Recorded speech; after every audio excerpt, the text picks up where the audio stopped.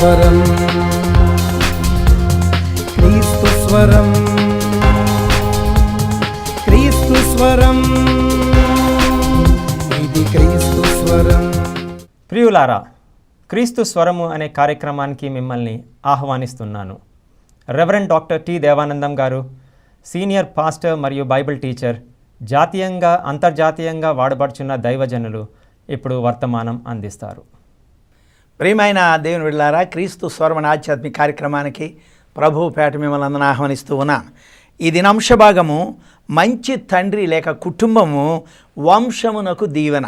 మంచి తండ్రి, మంచి కుటుంబము వంశమునకు దీవెన. ప్రార్థన చేసుకుందాం. ప్రేమ నమ్మకమైన మా తండ్రి, నీకు వందనాలు.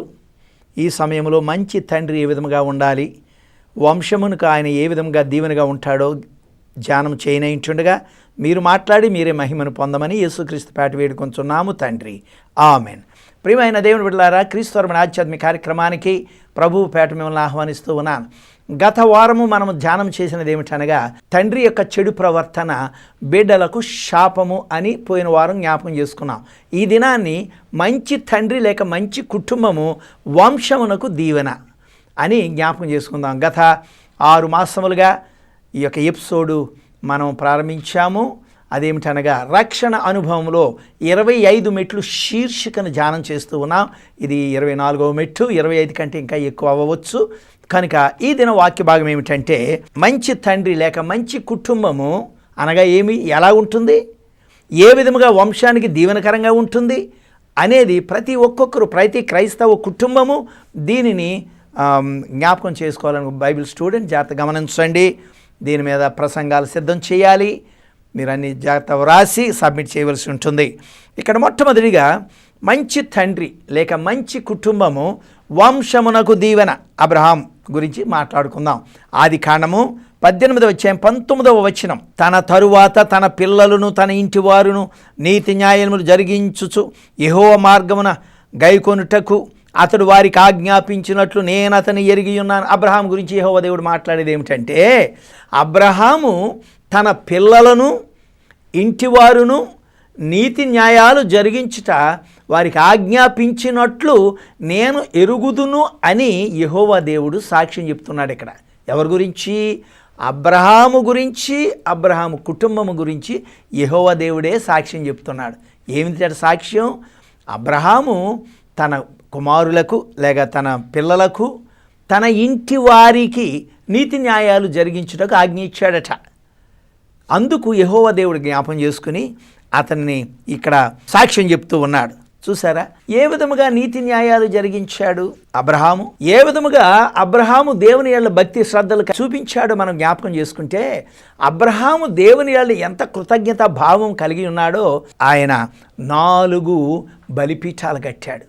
చూసారా, యెహోవా దేవుడు అబ్రహాముకు ప్రత్యక్షమై, నీ సంతానానికి ఈ దేశమంతా ఇచ్చేస్తానయ్యా అబ్రహామ అన్నప్పుడు, దేవుడు ప్రత్యక్షమైనప్పుడు మొట్టమొదట ప్రత్యక్షపు బలిపీఠం కట్టాడు. అది ఆదికాండం 12వ అధ్యాయము 7వ వచనంలో ఉంటుంది. అది మొదటి బలిపీఠం కట్టాడు అబ్రహాం.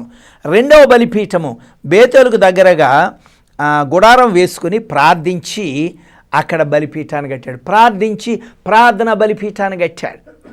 చూసారా, ఇది 2వ బలిపీఠం 12వ అధ్యాయం ఆదికాండం 8వ వచనంలో ఉంటుంది.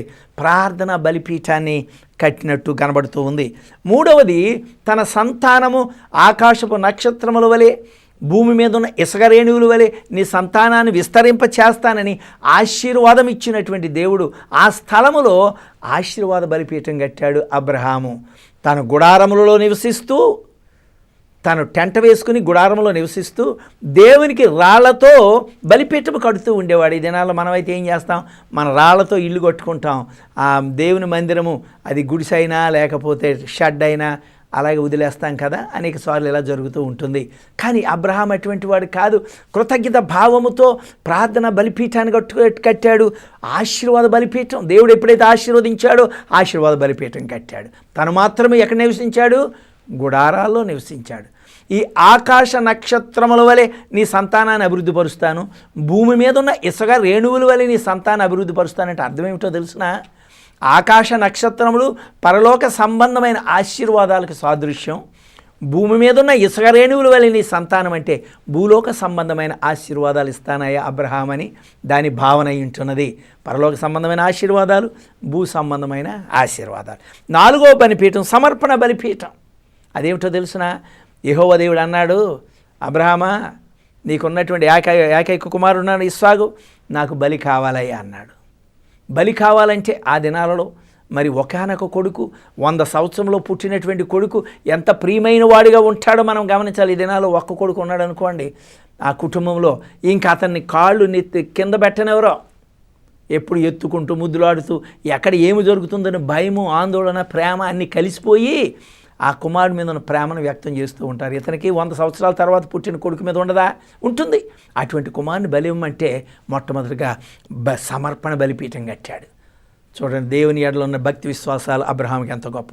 4 బలిపీఠాలు కట్టాడు తన గుడారాలో నివసిస్తూ.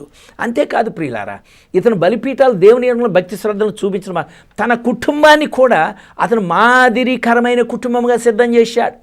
అబ్రహాము యొక్క భార్య శారాను చూసినట్లయితే హెబ్రీయులకు రాసిన పత్రిక 11వ అధ్యాయం 11వ వచనం 12వ వచనంలో ఉంటుంది. విశ్వాసమును బట్టి వాగ్దానాన్ని నమ్మి వయస్సు గతించిన గర్భము పొందుటకు శక్తి నొందని విశ్వాసముతో ఆమె నమ్మినట్లు మనం చూస్తాం. విశ్వాసమును బట్టి గర్భఫలం పొందింది. శారాకు ఉన్నటువంటి విశ్వాసం అంత గొప్పది, తన భార్య అయిన శారా విశ్వాసం.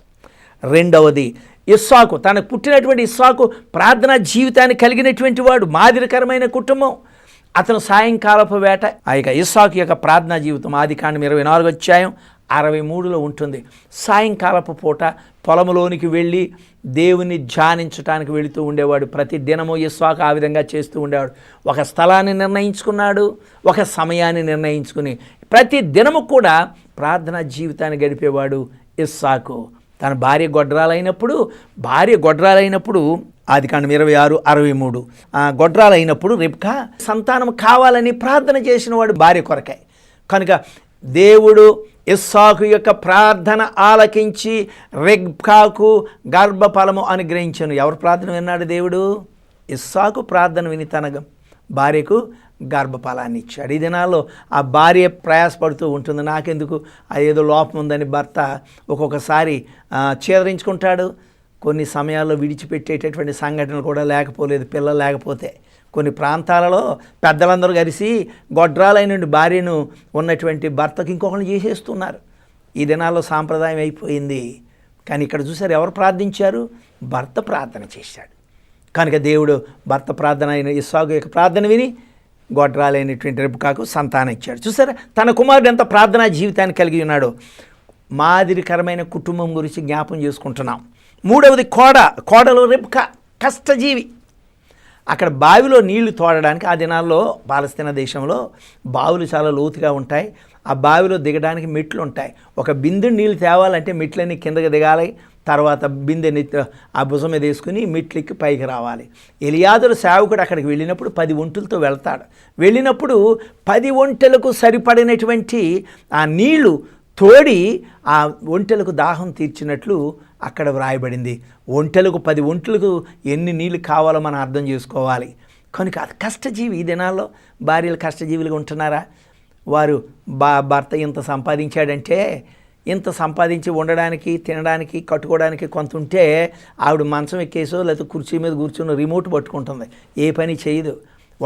పని మనిషి రాలేదనుకో ఎంత గొంతులేసేస్తుందో, ఎన్ని తిట్లు తిట్టేస్తుందో.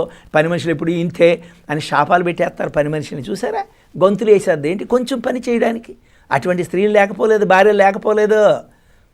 అన్ని కాళ్ళ దగ్గరికి రావాలి. ఎందుకని? భర్త సంపాదన కష్టపడుతున్నాడు, ఒక సంపాదన 4 గడిపి కలిసి తింటూ ఉంటారు. మన సాంప్రదాయం అది. ఇతర దేశాలు అలాగ లేదండి. 12 సంవత్సరాలు దాటాయంటే ఆ స్కూల్ స్టూడెంట్స్ కూడా ఆ వచ్చేటప్పుడు బ్యాగ్ ప్రక్కన పాడేసి స్కూల్ నుంచి ఐస్ క్రీమ్ పార్లర్లో 1 గంట 2 గంటలు చేసి డబ్బులు సంపాదిస్తారు.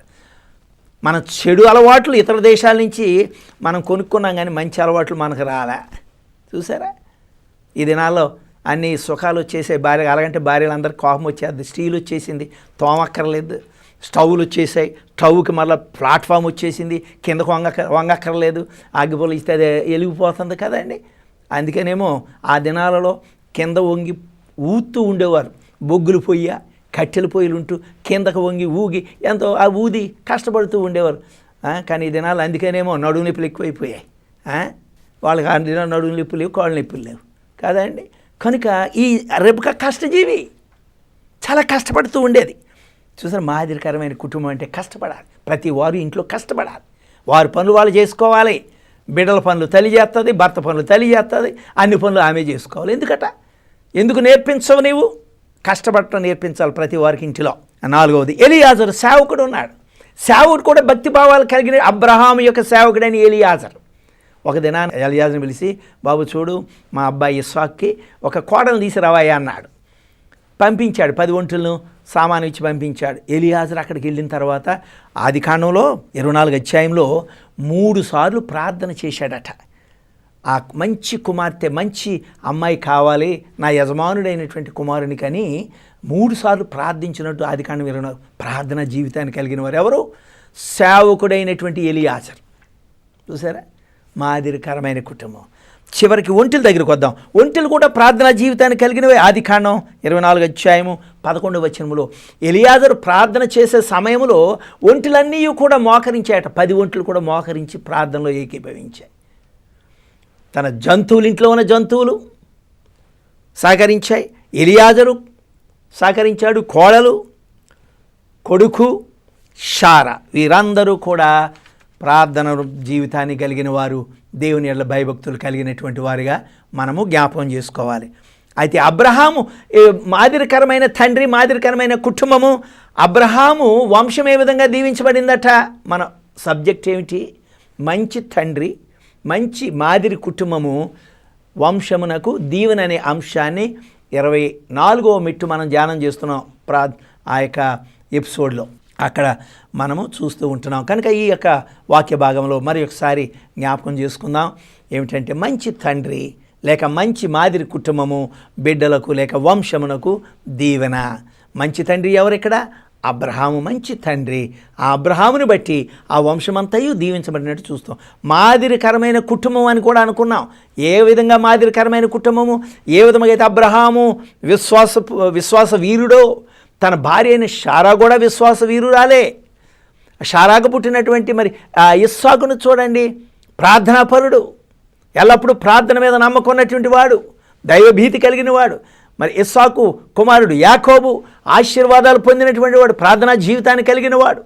యాకోబు కుమారుడు యోసేపు ఎక్కడున్న ఆశీర్వాదమే, ఏ కుటుంబంలో ఉన్న ఆశీర్వాదమే ఉండేటటువంటి యోసేపు తన వంశమంతయు కూడా ఆశీర్వదించబడినట్టు మనం చూస్తూ ఉంటున్నాం. అబ్రహాము కుటుంబము ఏ విధంగా మాదిరికరమైనది? షారా విశ్వాసురాలు, ఇస్సాకు విశ్వాసుడు, రెబెకా కష్టజీవి, అతనుకున్నట్టు ఎలియాజరు సేవకుడు, ప్రార్థనాపరుడు, అతనుకున్నట్టు మేపేటటువంటి ఒంటెలు కూడా ప్రార్థనా జీవితాన్ని కలిగినట్లు. కనుక ఏ విధంగా విశ్వాసాన్ని రుజువుపరుచుకున్నాడు అబ్రహాము? 4 బలిపీఠాలు తన గుడారములో ఉంటూ 4 దేవుని కొరకు రాళ్లతో కట్టబడిన బలిపీఠాలు నిర్మించాడు. కనుక ప్రియమైన తండ్రులారా, తల్లులారా, మనము నేర్చుకునేది ఏమిటంటే మన విశ్వాసం, మన భక్తి శ్రద్ధలు మన కుటుంబానికే కాదు మన వంశానికి కూడా దీవెన. నీవు నీ వంశము దీవించబడాలని ఆశిస్తూ ఉన్నావా? నీ కుటుంబము దీవించబడాలని ఆశిస్తూ ఉన్నావా? అయితే అబ్రహాము కలిగినటువంటి విశ్వాసం, నమ్మకం, భక్తి శ్రద్ధలు నీవు కూడా లేక నేను కలిగి ఉన్నప్పుడు దేవుడు మనల్ని, అబ్రహామును జ్ఞాపకం చేసుకున్న దేవుడు నిన్ను నన్ను కూడా జ్ఞాపకం చేసుకుంటాడు. అబ్రహాము వంశము దీవించబడినట్లు నీ వంశము నా వంశము కూడా అటువంటి కృప, అటువంటి సమర్పణ మనందరము కలిగి ఉండాలని మనవి చేస్తూ ముగిస్తున్నాను. దేవుడి వాక్యాన్ని దీవించి ఆశీర్వాదం. దేవుని చిత్తమైతే వచ్చే వారం చాలా ముఖ్యమైనటువంటి వర్తమానం ఉంటుంది. ఏమిటో తెలుసునా? తండ్రులారా, మీ పిల్లలకు కోపము రేపక అనే మాటనే 2 ఎపిసోడ్స్ మనం ధ్యానం చేస్తాం. ఏమిటంటే పిల్లల కోపం ఎందుకు వస్తుందట, ఎన్ని రకాలైన కోపం ఉంటుందో తెలిసినా అది వచ్చే వారం నేర్చుకుందాం. ఎందుకు కోపం వస్తుంది పిల్లలకి, రాకుండా మనం ఏం చేయగలుగుతాం, అది కూడా మనం ధ్యానం చేద్దాం. అంతవరకు దేవుని కృప మీ ఎడల ఉండాలని నా ప్రార్థన. ప్రార్థించుకుందాం. ప్రేమ నమ్మకమైన మా తండ్రి, మంచి మాదిరి కుటుంబము, వంశమునకు దీవెనని మాకు బోధించినందుకే వందనాలు. మమ్మల్ని మేము పరీక్షించుకుంటున్నాం. మేము కూడా అబ్రహాము సంతానం వలె, వంశం వలె దీవించబడాలని ఆశిస్తున్నాం. కనుక మా హృదయములను మార్చి మాదిరికరమైన కుటుంబముగా తీర్చిదిద్దామని యేసుక్రీస్తు పేరట వేడుకొనుచున్నాము తండ్రి. ఆమేన్. మన తండ్రి అయిన దేవుని ప్రేమ, ప్రభువైన యేసుక్రీస్తు కృప, పరిశుద్ధాత్మ దేవుని అన్యోన్య సహవాసం ఇప్పుడు ఎల్లప్పుడు తోడయ్యుండును గాక. ఆమేన్, ఆమేన్. God bless you all. ప్రియులారా, ప్రత్యేకమైనటువంటి అనౌన్స్మెంట్ చేయాలని ఆశ కలిగి ఉన్నాను. అదేమిటంటే, అనేకమైనటువంటి ప్రశ్నలు అడుగుతూ ఉన్నారు. వాటన్నిటికీ సమాధానం చెప్పడానికి టెలిఫోన్ ద్వారా సాధ్యం కావటం లేదు. అందుచేత మీకు ప్రత్యేకంగా ఒక విషయాన్ని మీకు చెప్పాలని ఆశిస్తూ ఉన్నాను. మేము స్థాపించినటువంటి Bible correspondence course, it is affiliated to Vision and Mission Ministries USA. ఆ యొక్క యుఎస్లో ఉన్నటువంటి కాలేజీకు, యూనివర్సిటీకి అనుసంధానముగా పనిచేస్తూ ఉన్నది. అయితే వారిచ్చినటువంటి గైడ్లైన్స్ని బట్టి, వారిచ్చిన సిలబస్ను బట్టి ఇక్కడ మేము కరస్పాండెన్స్ కోర్సు మేము ప్రారంభించి ఉన్నాము. అందులో కావలసిన 9 డిగ్రీలు ఉన్నాయి. గ్రాడ్యుయేషన్ ఉంది, పోస్ట్ గ్రాడ్యుయేషన్ ఉంది, PhD డాక్టరేట్ కూడా ఉన్నది. అది మీ యొక్క చదువు యొక్క క్వాలిఫికేషన్స్ బట్టి ఏ కోర్స్ అయినను మేము నిర్ణయించి ఇవ్వడానికి సిద్ధంగా ఉన్నాం. ఈ యొక్క కోర్సు విషయంలో 5 ప్రత్యేకతలను సంతరించుకుందని చెప్పడానికి మీకు నేను సంతోషిస్తున్నాను. ఏమిటంటే, మీరు వృత్తి వ్యాపారాలు చేసుకుంటూ, ఉద్యోగాలు చేసుకుంటూ, గృహిణులు కూడా ఈ యొక్క కోర్సులో జాయిన్ అయ్యి మీరు పూర్తి చేసుకోగలుగుతారు. మరి ఇందులో గ్రాడ్యుయేషన్, పోస్ట్ ఇది 2 సంవత్సరాల కోర్సు అయి ఉంటూ ఉన్నది. కానీ మేము ఇచ్చినటువంటి సిలబస్ మీరు కంప్లీట్ చేసుకోగలిగితే 1 ఇయర్లో కూడా మీరు కంప్లీట్ చేయగలుగుతారు. 2 ఇయర్ సర్టిఫికేట్ను పొందుతారు. కానీ మేము ఇచ్చినటువంటి అసైన్మెంట్స్ అన్నీ కూడా మీరు పూర్తి చేసుకోవలసిన వారై ఉంటున్నారు. మీరు పూర్తి చేసుకున్న తర్వాత మీకు గ్రాడ్యుయేషన్, కాన్వకేషన్ మీకు ఇవ్వబడుతూ ఉంటుంది. ఆ యొక్క ఇంటర్నేషనల్ సర్టిఫికేట్ మీకు ఇవ్వబడుతూ ఉంటుంది. రెండవది ఏంటంటే, మీకు ఆ యొక్క కన్వెన్షన్ ఆర్డినేషన్ కూడా ఇవ్వడానికి మేము సిద్ధంగా ఉన్నాం. అయితే ఆర్డినేషన్ పొందటానికి ప్రత్యేకమైనటువంటి రిక్వైర్మెంట్స్ ఉన్నాయి, అవసరతలు ఉన్నాయి. ఆ అవసరతలన్నీ తీర్చగలిగినట్లయితే, అనగా మీ క్వాలిఫికేషన్స్, మిగతా కొన్ని అవసరతలు ఉన్నాయి, అవి తీర్చగలిగితే, అవి ఉన్నట్లయితే మీకు ఆర్డినేషన్ కూడా ఇవ్వబడుతూ ఉంటుంది. అర్హులైన వారికి ఆర్డినేషన్ ఇవ్వబడుతుంది. ఇందులో ప్రత్యేకత, ఈ యొక్క బైబుల్ కరస్పాండెన్స్ కోర్సులో ఒక ప్రత్యేకత ఉంది. ఏమిటంటే, బైబుల్ అనాలసిస్ అనేటటువంటి ప్రత్యేకమైనటువంటి సబ్జెక్ట్ మేము ఇంట్రొడ్యూస్ చేసాం. అదేమిటంటే, ఒక పారాని ఇచ్చినప్పుడు, లేక ఒక వర్స్ ఇచ్చినప్పుడు, లేక ఒక మాట ఇచ్చినప్పుడు దాన్ని ప్రసంగ రూపంలో ఏ విధముగా మార్చుకోగలుగుతాం, ఏ పుస్తకాలు చదవాలి, ఏ విధంగా సిద్ధపడాలి, ఆ యొక్క ప్రసంగ రూపంలో ఎలా మార్చుకోవాలనేటటువంటి ప్రత్యేకమైన సబ్జెక్టు ఈ యొక్క కోర్సులో మేము ఇంట్రొడ్యూస్ చేసాం. మేము చదువుకునే దినాలలో ఆ కోర్సు, ఈ యొక్క సబ్జెక్టు లేదండి. ఇప్పుడు మాత్రం మేము ఇంట్రొడ్యూస్ చేసాం. దాని మీద నేను ఒక పుస్తకాన్ని కూడా వ్రాశాను. విశేషమైనటువంటి స్పందన కలిగింది కనుక దానిని బట్టి మేము సంతోషిస్తూ ఉన్నాం. అయితే ప్రియులారా, మొట్టమొదటిగా ఆ మొదటి గ్రాడ్యుయేషన్ మేము అక్టోబర్ 3వ తారీఖు 2011లో దేవుడు కృప చూపించి మొదటి గ్రాడ్యుయేషన్ మేము చేసి ఉన్నాము. ఆ యొక్క టీవీ స్క్రీన్ మీద ఆ క్లిప్పింగ్స్లో కూడా మీరు చూడవచ్చును ఆ గ్రాడ్యుయేషన్ ఏ విధముగా జరిగిందనేది. రెండవ గ్రాడ్యుయేషన్ జూలై 14th, 2012లో దేవుడు కృప చూపించాడు. మరి మూడవ గ్రాడ్యుయేషన్ జనవరి 14th, 2013లో నిర్వర్తించటానికి దేవుడు కృప చూపించాడు. నాలుగవ graduation, convocation and ordination service 13 July 2013వ సంవత్సరంలో జరిగించుటకు దేవుడు కృప చూపించారు. దాని యొక్క క్లిప్పింగ్స్ ఆ యొక్క టీవీ స్క్రీన్ మీద మీరు చూసి ఆనందించవచ్చు. ప్రియమైన దేవుని బిడ్డలారా, బైబిల్ కాలేజ్ 5వ graduation, convocation and ordination November 9వ తారీఖున జరగడానికి దేవుడు కృప చూపించాడు. దాని యొక్క క్లిప్పింగ్స్ మీరు చూడగలుగుతారు. మరి వచ్చే 6వ graduation, convocation and anointing service అది ఏప్రిల్ 12వ తారీఖు 2014వ సంవత్సరాన్ని దేవుని చిత్తమైతే జరిగించడానికి సిద్ధంగా ఉన్నాం. మీరు ప్రార్థించండి. బైబిల్ స్టూడెంట్స్ గమనించి మీ యొక్క అసైన్మెంట్స్ దానికంటే ముందుగా మాకు అందచేసినట్లయితే మీ పేరు లిఖించబడుతూ ఉంది.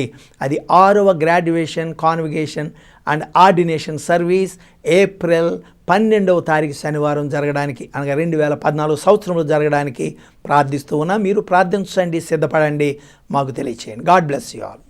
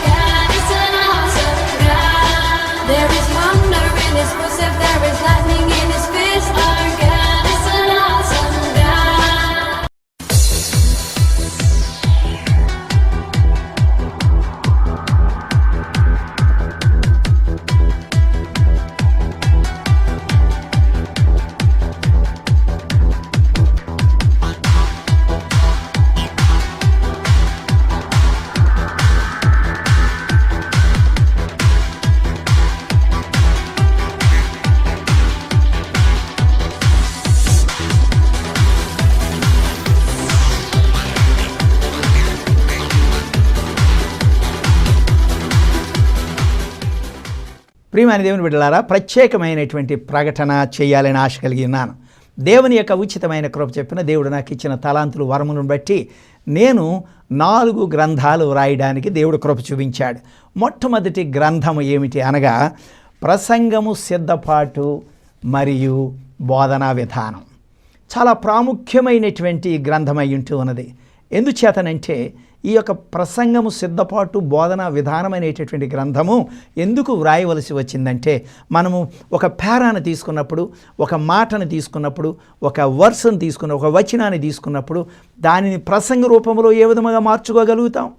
ఏ పుస్తకాలు చదవాలి, ఏ గ్రంథాలు రిఫర్ చేయాలి, దానిని 1 గంట సేపు మనము బోధించాలంటే, అనేకమైన ఆత్మీయ సత్యాలు గ్రహించాలంటే ఏ విధంగా సిద్ధపడాలి అనేటటువంటి విధానంగా మనను తర్బీదు చేయడానికి ఈ ప్రసంగము, సిద్ధపాటు మరియు బోధన విధానం అనేది మనకు ఉపయోగకరంగా ఉంటుంది. అంత మాత్రమే కాదు ప్రియులారా, ఇక మనం ప్రసంగం ఏ విధముగా బోధించాలి, మన మాటల ఉచ్చారణ ఎలాగ ఉండాలి, మన యొక్క డ్రెస్ ఏ విధముగా ఉండాలి, తల ఏ విధముగా దువ్వుకోవాలి, కాళ్ళు ఎలా పెట్టాలి, మన ఉచ్చారణ ఎలాగ ఉండాలి, ఇవన్నీ కూడా క్రమబద్ధంగా ఏ విధముగా ఉండాలి అనేది కూడా ఇందులో క్రోడీకరించబడింది. మనము దేవుని యొక్క వాక్యాన్ని రూఢిగా, సూటిగా, క్రమబద్ధంగా, అర్థవంతముగా, సందర్భానుసారముగా మనము సిద్ధపడాలంటే ఈ గ్రంథము మీకు చాలా విలువైనది. సంఘ కాపరులు, ఎవెంజలిస్ట్కి, లేక మరి బైబిల్ స్టూడెంట్స్కు అందరికీ కూడా ఈ వాక్యం బోధించాలని తపన కలిగిన వారికి, ఆత్మను రక్షించాలని తపన కలిగిన వారికి ఈ యొక్క గ్రంథము చాలా విలువైనటువంటి గ్రంథముగా మీకు పరిచయం చేస్తూ ఉన్నాను. ఇది నేను రాసినటువంటి మొదటి గ్రంథమై ఉంటూ ఉన్నది. దేవుని ఉచితమైన కృప చెప్పిన మీరు ఇచ్చిన ప్రోత్సాహాన్ని బట్టి మరి ఒక గ్రంథాన్ని నేను వ్రాశాను. అదేమిటంటే ధన్యతల వేదిక 1 వచనం ప్రసంగం. యేసుక్రీస్తు ప్రభువు ఆ కొండ మీద చేసిన ప్రసంగం మత్తయి 5, 6, 7 అధ్యాయాల్లో కొండ మీద ప్రసంగం చేశారు. ఆయన ఒక్క మాటతోనే చెప్పారు. ఆ ఒక్క మాటలో అనేకమైన ఆత్మీయ సత్యాలు ఇమిడి ఉన్నాయి. ఏమిటి ఆత్మీయ సత్యాలు? ఉదాహరణకు ఆత్మ విషయమే దీనులైన వారు ధన్యులు, పరలోక రాజ్యం వారిది అన్నాడు. ఆత్మ ఏమిటి, మనస్సు ఏమిటి, హృదయం ఏమిటి, ఇవన్నీ క్రోడి ఏ విధముగా పనిచేస్తాయి అని అక్కడ వ్రాయబడలేదు. ఆత్మ విషయమే దీనత్వం అంటే ఏమిటి, అవన్నీ కూడా ఈ యొక్క గ్రంథంలో మీకు పరిచయం చేశాను. అంత మాత్రమే కాదు, అనేకమైనటువంటి మాటలు హెబ్రీ భాషలో లేక గ్రీక్ భాషలో వేరువేరు అర్థాలు చూపిస్తూ, ఉదాహరణకు మీరు లోకానికి ఉప్పు అయి ఉన్నారని యేసు ప్రభు చెప్పారు. లోకానికి ఉప్పు అంటే అతి సాధారణమైన వస్తువు, పదార్థం, సులువుగా దొరికే పదార్థం, చౌకగా దొరికే పదార్థం. ప్రభు అన్నాడు అక్కడ శిష్యులను, అక్కడ విశ్వాసులను చూసి, మీరు లోకానికి ఉప్పు అయి ఉన్నాడంటే వారిని చులకనగా చూడడమా? కానే కాదు. మరి ఏమిటంట దాని అర్థం ఏమిటంటే, గ్రీకులో థియాన్ అంటారు, THEON, థియాన్ అంటారు. థియాన్ అంటే ఇంగ్లీష్లో డివైన్, తెలుగులో పరిశుద్ధత అని భావన వస్తూ ఉంటుంది. కనుక మీరు లోకానికి థియాన్ అయి ఉన్నారు అనగా మీరు లోకానికి డివైన్ అంటే మీరు పరిశుద్ధులు. నేను పరిశుద్ధుడై ఉన్నప్పుడు మీరును పరిశుద్ధులని చెప్పడానికి మీరు లోకానికి ఉప్పు అయి ఉన్నారని ఆయన సంబోధించి చెప్పాడు. జ్ఞాపకం చేసుకోండి, అనేకమైన పదాలు ఈ విధముగా మనకు అర్థం కాక ఉప్పుకున్న లక్షణాలన్నీ విశ్వాసులు కలిగి ఉండాలని బోధించడం మనం చూస్తూ ఉంటున్నాం. సాత్వికం అంటే రుడీస్పాస్ అంటారు. చాలా విలువైనటువంటి మాటలు మాట్లాడాడు. దీర్ఘశాంతం, మ్యాక్రోథూమియా, ఓర్పు, హుపోమోం, ఇవన్నీ కూడా ఓర్పు, సహనము, దీర్ఘశాంతం ఒకటేనండి అని బోధించడం చూస్తూ ఉంటాం. ఒక్కటి కాదు, వేరువేరు పదాలు వేరువేరు విధాలుగా సందర్భాలలో వాడబడ్డాయని, దాని అంతరార్థం ఏమిటని ధన్యతలు చూపిస్తుంది. 3వ పుస్తకం ఏమిటంటే పరలోక రాజ్య ఉపమానములు, ఆత్మీయ సత్యాలు అనేటటువంటి గ్రంథాన్ని 3వ గ్రంథముగా నేను వ్రాసాను. అదేమిటంటే పరలోక రాజ్య ఉపమానములు, ఆత్మీయ సత్యాలు. ఏమిటి పరలోక రాజ్య ఉపమానములు? యేసు ప్రభు బోధించినప్పుడు పరలోక రాజ్యము ఆవగింజను పోలి ఉంది, పరలోక రాజ్యము చేపలు పెట్టి వలను పోలి ఉంది, పరలోక రాజ్యము పులిసిన పిండిని పోలి ఉంది అన్నాడు. ఇదేమిటి? పరలోక రాజ్యం ఏమిటి, పులిసిన పిండి ఏమిటి, ఆవగింజ ఏమిటి, చేపలు పెట్టే వాళ్ళు ఏమిటి, ఏ విధంగా అర్థం చేసుకో? పరలోక రాజ్యము ఇటువంటి వాటితో పోల్చాడు. అర్థం ఏమిటి? ఆత్మీయ సత్యం ఏమిటి? ఈ పుస్తకంలో పరలోక రాజ్యము, ఆత్మీయ సత్యాలు అనేటటువంటి గ్రంథంలో నేను క్రోడీకరించి వ్రాసినటువంటిది. 4వ దేవుడు అదే యొక్క ప్రోత్సాహంతో 4వ పుస్తకాన్ని కూడా రాశాను. ఏమిటంటే సూచక్రియలు, అద్భుతాలు, ఆత్మీయ సత్యాలని గ్రంథం 4 గ్రంథాన్ని వ్రాశాను. ఇందులో అనేకమైన యేసు ప్రభు అనేకమైన సూచక్రియలు, ఆశ్చర్యకార్యాలు, అద్భుతాలు చేశాడు. ఆయన ఏదో చెయ్యాలని చెయ్యలేదు. ఆయన పరలోక ధర్మాన్ని, పరలోక మర్మాన్ని బోధించడానికి చేశాడు. ఏదో నిన్ను నన్ను మభ్యపెట్టడానికి, మనలను ఏమిటంటే పరలోక ధర్మము మర్మాన్ని తెలియచేయడానికి సూచక్రియల ద్వారా, ఆశ్చర్యకార్యాలు, అద్భుతాల ద్వారా. ఉదాహరణకు 5,000 మందికి ఆహారం పెట్టి నేనే జీవాహారమునై ఉన్నాను అన్నాడు. చనిపోయిన లాజరును లేపి నేనే జీవను పునరుద్ధానం అని అన్నాడు. చూసారా? గుడ్డివానికి కళ్ళిచ్చి నేనే లోకానికి వెలుగై ఉన్నాను, నేనే లోకానికి వెలుగై ఉన్నాను అనే పరమసత్యాన్ని, పరలోక ధర్మాన్ని, మర్మాన్ని బోధించటానికి ఆయన సూచక్రియల ద్వారా, అద్భుతాల ద్వారా ఆయన చూపించాడు కదూ. అందుచేత అవన్నీ మీరు గ్రహించాలంటే ఈ యొక్క వాక్యాన్ని, ఇది యొక్క గ్రంథాన్ని చదవాలి. అనేక విషయాలు ఇది మీరు ఒకవేళ మీరు ఇతరులకు, అన్యులకు బోధించాలడానికి వెళుతూ ఉన్నప్పుడైతే మీరు ఏం చేయాలో తెలిసినా మీరు బైబిల్ తీసుకోండి, తర్వాత ఆ యొక్క పాటల పుస్తకం తీసుకోండి. అన్యులకు బోధించడానికి వెళ్ళినప్పుడు ఈ గ్రంథాన్ని కూడా తీసుకువెళ్ళండి, మీకు అనేక విధాలుగా ఉపయోగకరంగా ఉంటుంది. లేదు పాస్టల్ కాన్ఫరెన్స్కి వెళుతున్నావు, అందులో వారికి బోధించాలంటే ధన్యతల వేదికని తీసుకువెళ్ళండి. అనేకమైన ఆత్మీయ సత్యాలు, ఇందులో మర్మాలు ఉంటాయి. లేక ఇంటి దగ్గరే ఉండి వాక్యాన్ని సిద్ధపడాలనుకుంటే ప్రసంగం సిద్ధపాటు మరియు బోధన విధానం ఉంటుంది. ఈ విధంగా వేరు సందర్భాలలో మీరు ఉపయోగించడానికి దేవుడు నాకు కృప చెప్పిన, ఆయన కృప చెప్పిన 4 పుస్తకాలు రాశాను. ఆశీర్వదించబడతారని. ఈ చదవండి, మీరు బోధించండి, ఆత్మను రక్షించండి, ఆశీర్వదించండి. దేవుడు మిమ్మల్ని దీవించి ఆశీర్వదించినగాక. Amen, amen.